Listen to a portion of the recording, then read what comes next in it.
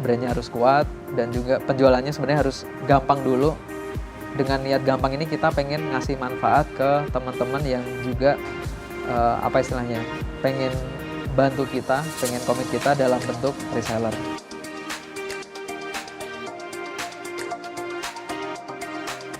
Yang jelas kita harus banget nyari yang pertama kompetitor paling terbesar. Siapa yang di industri yang sama itu yang udah terbesar, paling gede gitu.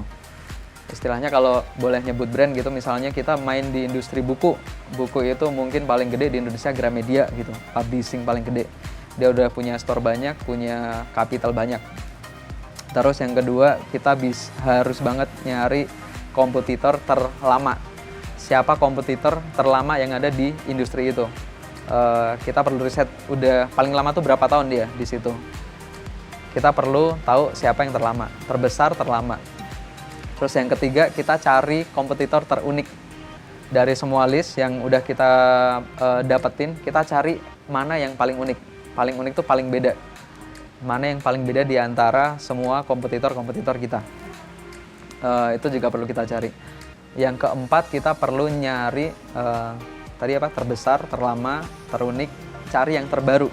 Siapa yang istilahnya baru banget datang. Ini perlu kita riset. Kenapa? Karena kadang-kadang mungkin kita taunya brand-brand lama, brand-brand besar yang udah ada sebelumnya. Tapi mungkin kadang-kadang ada juga brand kecil masuk baru, dan ternyata itu juga menggoyang industri kita, dan juga mungkin nge-grab market kita karena dia punya cara-cara unik untuk masuk ke industri yang sama. Jadi terbesar, terlama, terunik, terbaru.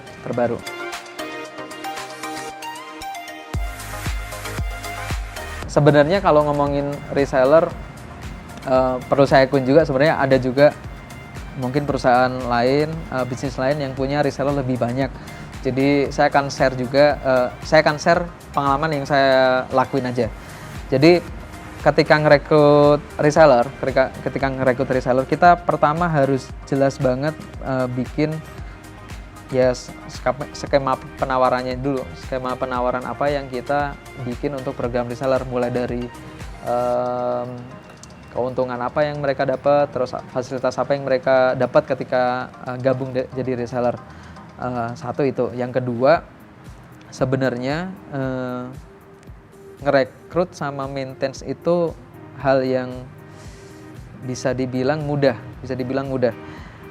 Yang jadi lebih menantang atau challenging adalah gimana brand kita, yang misalnya kalau teman-teman mau buka reseller, itu brand kita itu benar-benar jangkauannya tuh luas banget, sehingga teman-teman reseller ini ngebantu kita dalam bidang penjualan. Jadi mereka juga istilahnya nggak repot ngenalin brand. Mereka tinggal jualan aja. Karena konsep reseller itu kan ngebantu kita menambah kuantiti titik-titik atau kuantiti pemasukan, kuantiti penjualan kan, titik-titik penjualan. Kalau misalnya let's say kita punya 1000 reseller, istilahnya kita punya 1000 tim penjualan di luar sana yang bergerak sendiri-sendiri.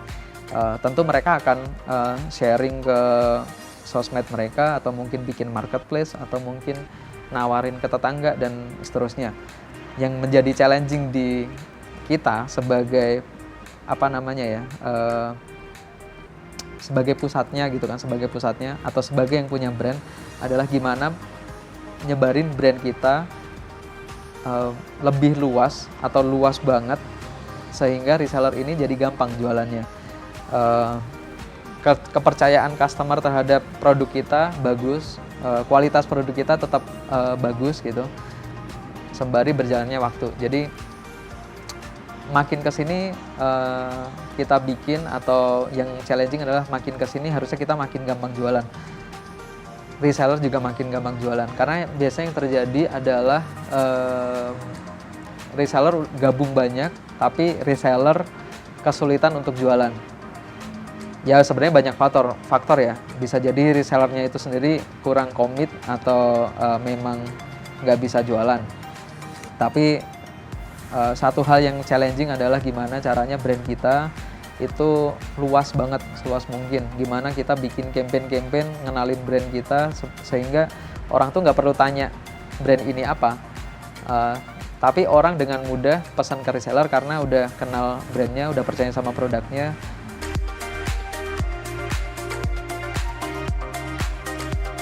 Buat teman-teman yang lagi jalanin bisnis atau mungkin lagi mau mulai bisnis juga tertarik untuk bikin program reseller, yang jelas tadi pesan yang mau saya sampaikan adalah pertama, ini paling utama banget dan paling challenging, gimana brand kita sebenarnya udah kuat dulu, udah gede dulu, udah banyak dikenal, udah banyak dipercaya, testimoni produknya tuh udah banyak, udah punya formula juga produk yang laris seperti apa. Jadi istilahnya kita itu sebenarnya udah bisa jualan sendiri, udah bisa laris sendiri. Reseller itu bukan pelarian kita yang nggak bisa jualan. Reseller itu adalah mengkali lipatkan apa yang berhasil kita lakuin untuk menjual barang. Sehingga kita makin banyak yang ngelakuin, makin banyak juga yang terjual. Nah, jadi jangan sampai kebalik nih, kita udah sulit jualan, terus kita buka reseller. Kasihan resellernya, makin sulit jualan juga. Jadi yang pertama memang satu kita sendiri dulu dari sisi brand, dari sisi selling juga harus kuat dulu, harus terkenal bagus dulu. Sellingnya juga bagus, gampang gitu loh, gampang sehingga ketika kita ngerekrut reseller, kita bisa ngajarin dan mereka bisa menduplikasi apa yang kita lakuin sehingga mereka bisa melakukan penjualan. Ketika mereka berhasil menjual, pasti repeat order, dan itu kerjasama itu bisa terus-menerus saling menguntungkan gitu. Jadi pesannya brandnya harus kuat dan juga penjualannya sebenarnya harus gampang dulu. Dengan niat gampang ini kita pengen ngasih manfaat ke teman-teman yang juga pengen bantu kita, pengen komit kita dalam bentuk reseller gitu. Jadi niatnya itu, jangan kebalik. Kita sulit jualan terus buka reseller, itu nanti pasti akan jadi bumerang karena reseller juga kesulitan jualan. Jadi dari awal fundamentalnya harus kuat dulu, secara brand, secara sales, baru kita buka reseller. Itu teman-teman sahabat Aksara semuanya, terima kasih udah menonton videonya. Semoga bermanfaat. Kalau misalnya ada pertanyaan-pertanyaan, boleh ditulis di kolom komentar. Nanti akan dijawab, saya akan jawab gitu. Terima kasih semuanya. Bagi teman-teman yang ingin bisnisnya tumbuh 10 kali lipat, ikuti terus video-video dari Aksara. Jangan lupa subscribe, komen, like, dan share supaya konten ini bisa lebih bermanfaat untuk banyak orang. See you next video.